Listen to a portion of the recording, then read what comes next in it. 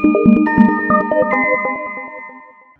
हम मंटू की कहानी पढ़ेंगे फाहा।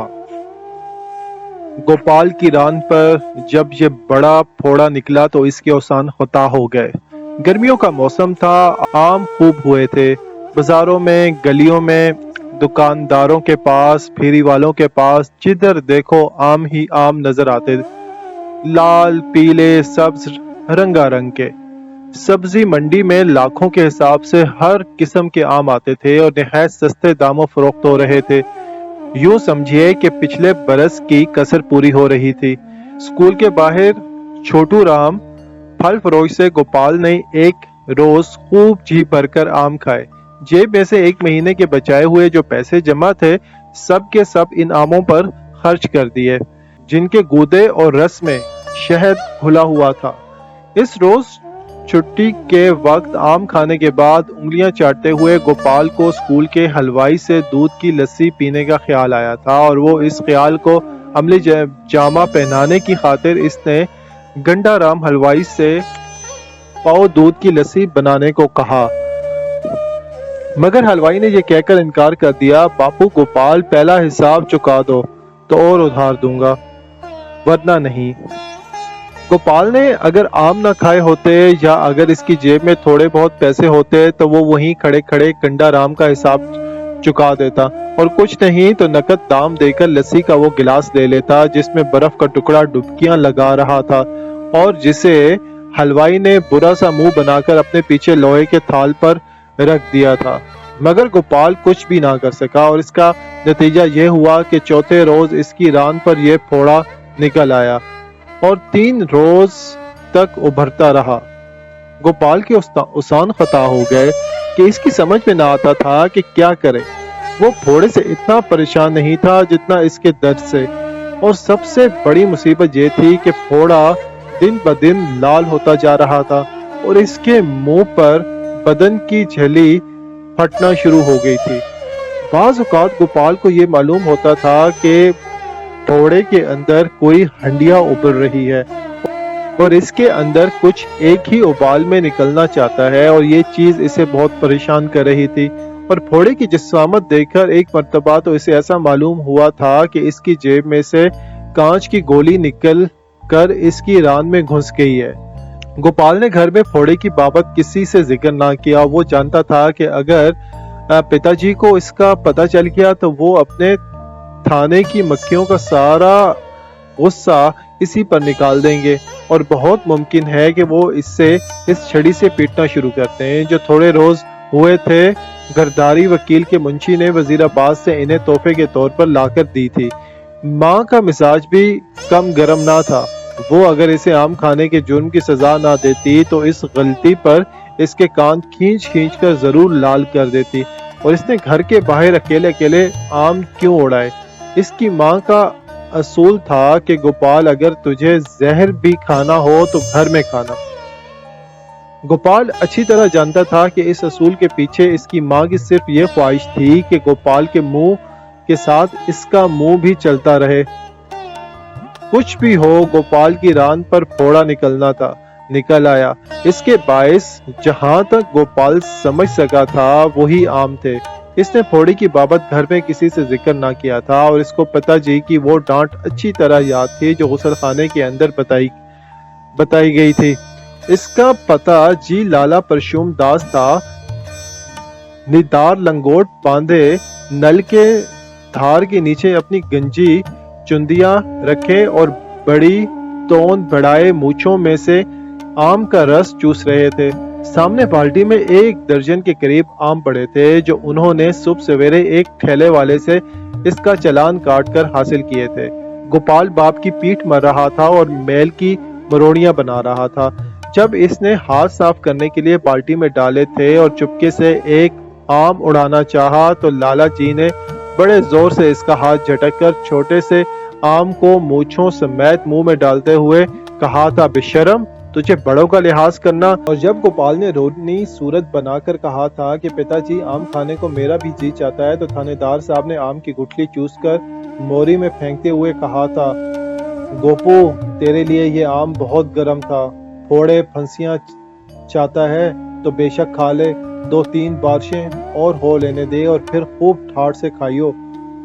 تیری ماں سے کہوں گا وہ لسی بنا دے گی، چل اب پیٹھ مل۔ اور گوپال نے یہ رکاوٹ کی بات سن کر خاموشی سے اپنے پتا جی کی پیٹھ ملنا شروع کر دی، اور آم کی مٹھاس نے جو پانی اس کے منہ میں بھر دیا تھا اسے دیر تک نگلتا رہا تھا۔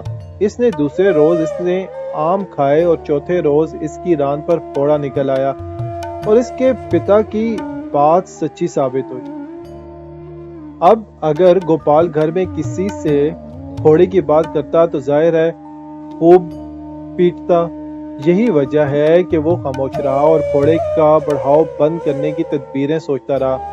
ایک روز اس کے پتا جی تھانے سے واپسی پر گھر آئے تو اس نے ہاتھ میں ایک لمبی سی بتی تھی۔ گوپال کی ماں کو آواز دے کر انہوں نے یہ بتی اس کے ہاتھ میں دے کر کہا، پھوڑے پھنسی کی بہار ہے، ذرا سا پھاہا پھوڑے پر لگا دو گی تو یوں آرام آ جائے گا، یوں بمبئی کا نخالص مرہم ہے، سنبھال کر رکھ۔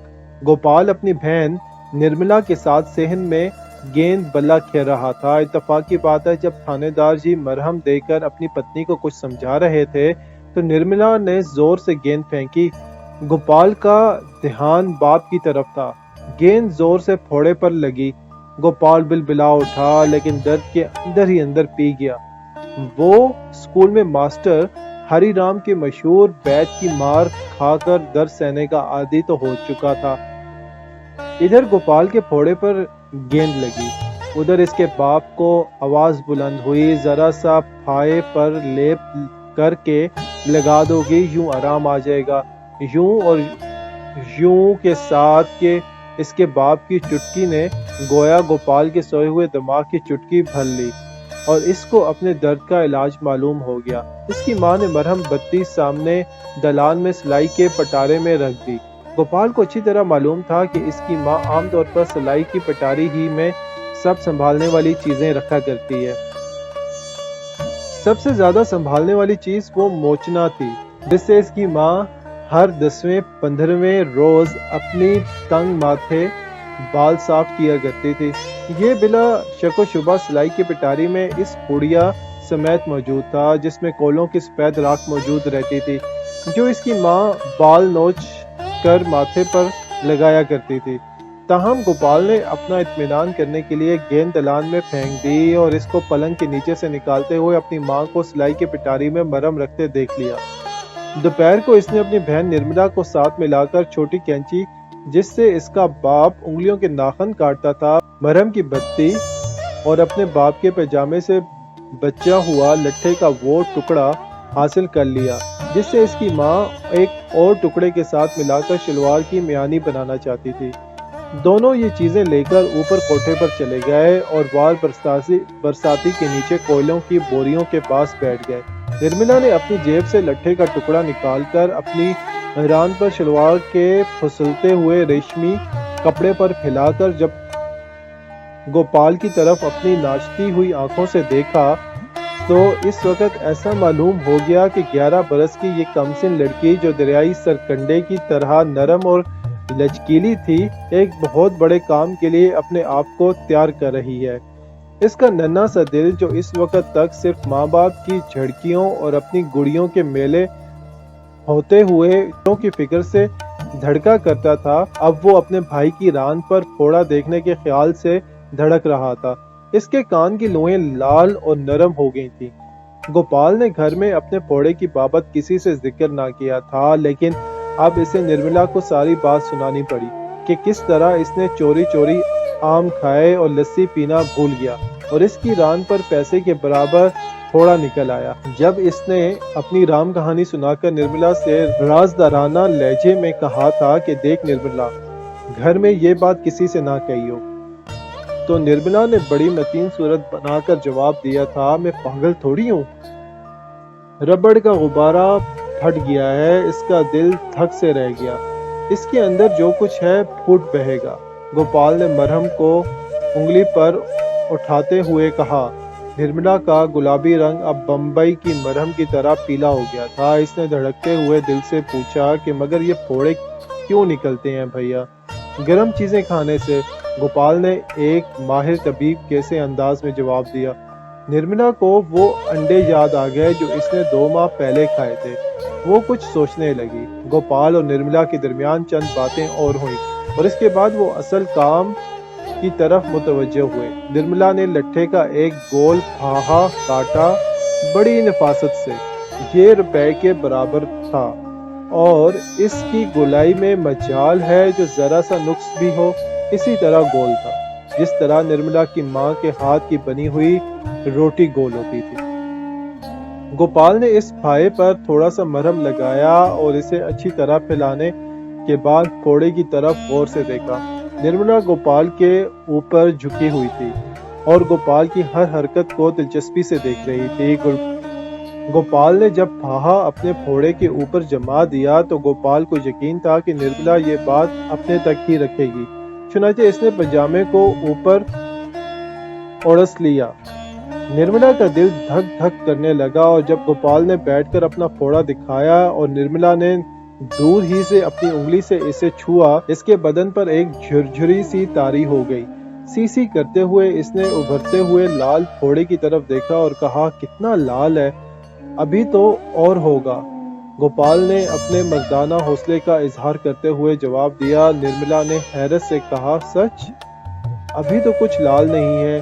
जो फोड़ा मैंने परनजी के मुंह पर देखा है वो इससे कहीं ज्यादा बड़ा और लाल था। गोपाल ने फोड़े पर 2 उंगलियां फेरी।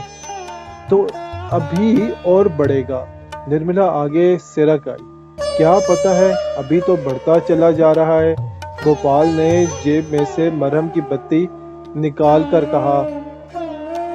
निर्मला सहम सी गई। इस मरहम से तो आराम आ जाएगा ना? गोपाल ने बत्ती के एक सिरे पर से कागज की तह जुदा की और असबात में सर हिला दिया और इसका एक फाहा लगाने ही से हट जाएगा। हट जाएगा? निर्मला को ऐसा मालूम हुआ कि इसके कान के पास बम फटा है। वो कांप गई, जैसे इसके बदन पर किसी ने बर्फ का टुकड़ा रख दिया है। अब आराम आ जाएगा, निर्मला ने नीम सवालिया अंदाज में कहा। गोपाल जवाब देने भी ना पाया था कि बरसाती के बराबर वाली सीढ़ियों पर किसी के चढ़ने की आवाज सुनाई दी। ये इसकी माँ थी जो गालबन कोयले लेने के लिए आ रही थी।